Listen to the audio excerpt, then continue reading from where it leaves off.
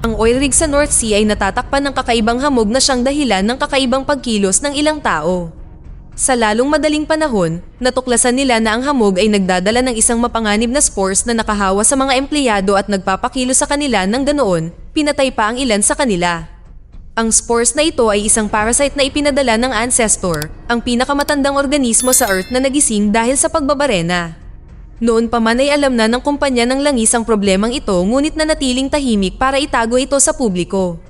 Sa lalong madaling panahon, ng ancestor ay nagdulot ng submarine landslide at ang buong koponan ay kinailangang lumikas sa mga helicopter. Ang rig ay ibinaba ng tsunami habang ang grupo ay lumipad sa bagong lokasyon. Hindi sila makakapunta sa lupa dahil tinamaan din ito ng alon. Sa sandaling nakarating sila sa bagong rig sa Arctic, ang mga empleyado ay inilagay sa isolation maliban kina Fulmer at Kat na ipinadala sa medbay dahil maaaring sila ay nahawaan. Si Fulmer ay may mga bangungot tungkol sa ancestor at nararamdaman ang matinding galit nito na maaaring kumukumpirma na gusto nitong maghiganti laban sa sangkatauhan. Ang mga nakahiwalay na nakaligtas ay nanunood ng balita at nalaman na ang tsunami ay sumira sa ilang mga baybaying lungsod sa iba't ibang bansa sa buong Europa.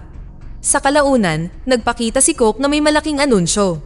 Maaari silang umuwi sakay ng helicopter at makakuha ng 200,000 kabayaran, ngunit hindi nila maaaring ikwento kung ano ang nangyari sa rig. Kung hindi nila pipirmahan ng kontrata, hindi sila papayagang umalis. Sina Magnus at Rose ay inalis mula sa isolation at ipinaalam na dapat silang manatili dahil sila ang mga pinuno ng iba pang rig at ngayon ay gusto ng kumpanya na dito lang sila. Sa sandaling iyon, dumating si CEO Morgan at ipinaliwanag na ang rig na ito ay isang minahan. Noon pa man ay gusto nilang magmina sa pinakasahig ng dagat, ngunit hindi pa nagkakaroon ng sapat na teknolohiya hanggang ngayon. Nais nilang makahanap ng mga bihirang mineral na maaaring makatulong sa kanila na bumuo ng nababagong teknolohiya. Iniisip ni Rose na maaaring masama ito para sa Earth, ngunit tiniyak ni Morgan sa kanya na ang pagpunta sa ganito kalalim ay mas ligtas kaysa sa regular na pagmimina. Ang tanging problema ay ang pakikipag-ugnayan sa ancestor. Nag-play si Morgan ng recording ng isang survey team na nawala matapos mahanap ang ancestor sa ilalim ng yelo. Malapit sila sa Mid-Atlantic Ridge sa isang matarik na patak na kilala bilang Abyssal Plain na 4,500 metro pababa. Naputol ang ugat ng tali dahil sa landslide at may natitirang 2 oras na oxygen ang team. Pinaliit nila ang lokasyon ng team sa isang partikular na lugar at gusto nilang tumulong sina Magnus at Rose sa pagsagip. Nagprotesta si Rose dahil halos iwan sila ng kumpanya upang mamatay sa kabilang rig, ngunit ngayon ay sinasabi nilang kailangan nila sila. Kaya tiniyak ni Morgan na hindi niya alam ang tungkol sa tsunami hanggang sa huli na ang lahat. Hindi naniniwala si Rose sa kanya dahil alam ni Cook ang tungkol sa ancestor at ipinaliwanag ni Morgan na sinusubukan niyang magbago upang linisin ang enerhiya, ngunit nakatanggap ng maraming pagtutol mula sa board ng kumpanya. Ibig sabihin ay pinapanatili nila siyang walang alam tungkol sa ilang mga bagay. Kung gusto ni Rose na maayos ang mga bagay tungkol sa ancestor, ang pakikipagtulungan kay Morgan ang tanging pagpipilian niya. Pumayag si Rose kapalit ng pagpapalaya kina Fulmer at Kat mula sa medical bay. Karamihan sa mga empleyadong nakahiwalay ay pumirma sa kontrata at umalis. Gayunpaman, may maliit na grupo na nanatili dahil ayaw nilang kontrolin ng kumpanya kung ano ang maaari nilang sabihin. Dumating si Magnus upang ipaalam sa kanila na si Rose ang namamahala sa rig ngayon at ni-recruit sila para sa rescue mission. Sumakay sila ng elevator patungo sa isang makabagong pasilidad sa ilalim ng lupa at namangha sila sa mga advanced na kagamitan doon. Samantala, sinusubukan ni Morgan na kumbinsihin si Kat na lagdaan ang kontrata. Ipinaliwanag na hindi siya dapat narito habang siya ay buntis at nangako na tutulungan siyang mahanap ang kanyang nawawalang asawa. Nag-aalangan si Kat dahil puro kasinungalingan ng kontrata, tulad ng pagsasabing hindi siya nasaktan sa insidente. Sa huli, siya at ang rebelding Hutton ay parehong pumirma. Dinala sila ni Morgan kasama ang iba pang nakaligtas na pumirma upang tuluyang umalis sa rig sakay ng helicopter. May 1 oras at 15 minuto na lang ng oxygen ang nawawalang team kaya kailangan na nilang magmadali. Binalaan sila ng dive technician na si Kyle na ang tubig sa ibaba ay sapat na malamig upang bigyan sila ng frostbite sa paghawak lang. Ginalugad ni Heather ang pasilidad at nakahanap ng isang misteryosong lab kung saan nakilala niya si Askell, ang nangungunang siyentipiko. Siya ay inutusan na pag-aralan ang mga mineral sa ilalim ng dagat, ngunit mas interesado siya sa ancestor na napatunayan sa kanyang mga sample na garapon. Pinili ni Rose sina Easter at Kyle na pumunta sa misyon. Sumakay ang mga lalaki sa rover at sa 50 minuto na lang na natitira, umalis sila sa pasilidad upang simulan ang paghahanap. Medyo madilim doon at hindi masyadong umaabot sa malayo ang kanilang mga ilaw, kaya hindi sila gumagalaw ng mabilis. Nang 15 minuto na lang ang natitira, sa wakas ay nahanap na nila ang nawasak na rover ng nawawalang koponan na nangangahulugang patay na silang lahat. Gustong mag-imbestiga ni Kyle at Easter ngunit iniisip ni Magnus na ito ay isang masamang ideya dahil maaaring may umatake sa kanila. Hindi sumang-ayon si Cook at gustong kunin ang mga katawan na nagdulot ng argumento. Hindi pinansin ang away na iyon, nagpa siya si Kyle na magsuot ng suit at umalis mag-isa. Hindi niya masabi kung ano ang maaaring maging sanhi ng ganitong uri ng pinsala, ngunit nahanap niya ang mga katawan at ang talaan ng misyon. Sa control room, nag-aalala ang koponan dahil ilang minuto ang lumipas ng walang balita, ngunit kalaunan ay kinumpirma ni Kyle at Easter na nakuha na nila ang lahat at pabalik na sila. Hinahanap ni Heather at Harish si Askell upang ibigay sa kanya ang balita para lamang matuklasan na ang mga sample ng spores ay nababaliw na nangangahulugang may bagay na nagtitrigger sa ancestor. Nagmamadaling bumalik ang dalawa para balaan ng iba ngunit hindi sila sineryoso. Biglang lumitaw ang sanga ng spores malapit sa rover. Sinubukan ni Easter na umalis ng mas mabilis, ngunit ang mga spores ay pumalibot sa sasakyan at pinagyelo ito habang sinisimulan nila itong atakihin, na naging sanhi upang hindi gumana ang ilang mga pindutan. Nang subukan ng team na hilahin ang rover pabalik sa pasilidad, diniskonekta ng mga spores ang tali at pinag-short circuit ang makina. Ang natitirang bahagi ng koponan ay nawalan ng visual at pakikipag-ugnayan sa rover bago nagsimulang mag-crack ang salamin. Itinulak ni Kyle si Easter sa katabing compartment at nag-activate ng sonar pulse na agad na tinakot ang mga spores. Ang ingay ay nagpasakit din sa ulo ni Fulmer dahil unti-unti na siyang nakikibagay sa ancestor at lumitaw ang isa pang pangitain sa isang segundo.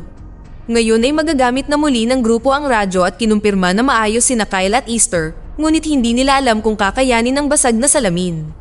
Wala silang ibang rover para iligtas sila kaya napagpasyahan ni Cook na dapat nilang ilipat ang rig patungo sa kanila. Ang plano ay maglagay ng ilang pampasabog na makakabasag ng yelo at papayagan ang rig na gumalaw gamit ang propulsion. Sina Magnus, Bremner, at Fulmer ay nagsuot ng suit at umalis sa pasilidad na may mga pampasabog bago sinimulan ni Cook na ibaba ang rig sa yelo. Nagtrabaho ang tatlo ng mas mabilis hanggat maaari upang ilagay ang lahat ng mga bomba at minarkahan ang bawat lugar ng maliit na bandila. Sa kasamaang palad, ang yelo ay hindi sapat na matatag at napagtanto ni Fulmer na nagsisimula itong mag-crack. Mayroong ilang mga dagundong at naisip ni Bremner na ang mga alon na dulot ng paggalaw ng rig ay sumisira sa yelo mula sa ilalim. Desidido si Magnus na gawin ito kaya tumakbo siya at mabilis na dumausdos sa yelo upang lumapit kay Fulmer. Natakot si Bremner at dahan-dahang naglakad kaya nabasag ang yelo sa ilalim niya at nahulog siya sa resultang butas. Gumapang sina Fulmer at Magnus sa yelo upang maabot si Bremner at hinawakan ang kanyang mga kamay upang hindi siya malunod. Bumagsak ang detonator sa tubig at kinailangan itong kunin ni Magnus na nigas ang kanyang kamay. Matagumpay na nailabas si Bremner sa butas at ngayon ay matatapos na ng tatlo ang pag-install ng mga pampasabog. Nang handa na ang lahat, nag-utos si Rose at pinasabog nila ang mga bomba na nagpapatuloy sa pagsira ng malaking lugar ng yelo gaya ng nakaplano. Ini-activate ng rig ang propulsion system at mabilis na gumalaw nang walang anumang mga problema. Ilang sandali pa, ang dalawang rover ay nailigtas at ang lahat ng mga bangkay ay nakuha mula sa pagkawasak. Maayos sina Kyle at Easter, ngunit inilihim ni Kyle ang talaan ng misyon. Sinubukan ni Magnus na kaibiganin siya, ngunit hindi siya pinagkakatiwalaan ni Kyle. Sa kanyang silid, si Fulmer ay nakikipagpunyagi pa rin sa mga kakaibang pangitain. Samantala, humiling si Morgan kina Kat at Hutton ng isang huling trabaho bago sila pauwiin. Nakarating sila sa Casualty Clearing Center kung saan ipinapadala ng mga rescuer ang mga nakaligtas mula sa mga nawasak na lungsod. Gusto ni Kat na simulan ang paghahanap para sa kanyang asawa, ngunit isinama muna siya ni Morgan at Hutton sa isang press conference. Sa rig, bigo si Rose dahil tiningnan niya ang lahat ng impormasyon sa system ngunit wala siyang mahanap tungkol sa ancestor na nangangahulugang itinatago ito ni Cook. Kasabay nito, sinuri din ni Cook ang system para mahanap ang talaan ng misyon ng rover, ngunit mukhang sira ang data. Dumating sina Rose at Magnus upang pagalitan siya para sa kung ano ang ginagawa nila sa Earth dahil ito ay magwawakas ng masama, ngunit sa palagay ni Cook ay makakatulong ito sa sangkatauhan na mabuhay. Upang ilihis ang atensyon nila, iginiit niya na si Fulmer ay kumikilos ng kakaiba, kaya napilitan siyang aminin na siya ay konektado pa rin sa ancestor. Sa sandaling iyon ay nagsimula ang press conference at ang mga tripulante ay nabigla nang mapanood si Kat na nagbabasa ng mga kasinungalingan na isinulat ng PR team ng kumpanya. Ito ay magbibigay pag-asa sa pangkalahatang populasyon, ngunit iniisip ni Magnum at ng kanyang koponan na ipinagkanulo niya sila. Hindi sumang-ayon si Rose at iniisip na pinoprotektahan ni Morgan ang kanyang paglaban para sa clean energy mula sa iba pang bahagi ng kumpanya, ngunit iginiit ni Magnus na maaaring sinabi ni Morgan kung ano ang gustong marinig ni Rose upang panatilihin siya sa rig sa halip na maglibot sa pagkalat ng kumpidensyal na impormasyon. Pagkatapos ng conference, hinanap ni Kat ang kanyang asawa sa tulong ni Hutton. Mayroong daan-daang mga nasugatan at wala pang rehistro. Ipinadala siya ng isang doktor sa gate, kung saan ang mga nakaligtas ay nagsabit ng mga karatula na hinahanap ang kanilang mga mahal sa buhay.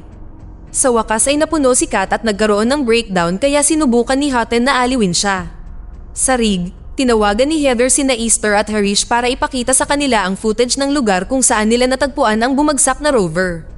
Walang katibayan ng anumang pagmimina na nangyayari, kaya mayroong lihim na dahilan kung bakit ipinadala ang rover sa lugar na iyon. Tinanong ni Bremner kay Kyle ang talaan ng misyon ngunit nanumpa si Kyle na hindi niya ito dinala.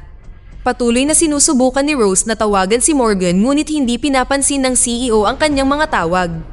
Nang suriin siya ni Fulmer, nairita sa kanya si Rose dahil sa pagtatago ng koneksyon nito.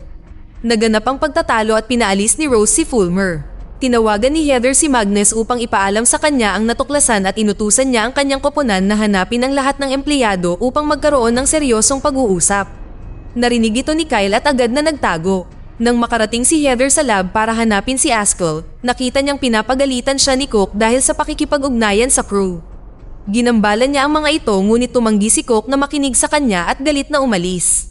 Pagkatapos, dinala ni Askell ang lahat sa kanyang lab para magbahagi ng higit pang mga detalye. Ang Ancestor ay isang sinaunang buhay na network na nakakonekta sa pinakasahig ng karagatan na kinumpirma ni Askell pagkatapos suriin ang mga sample mula sa parehong mga rig. Nangangahulugan ito na ang Ancestor ay konektado sa buong planeta at isang tanda na lumalaban ng kalikasan sa pagmimina.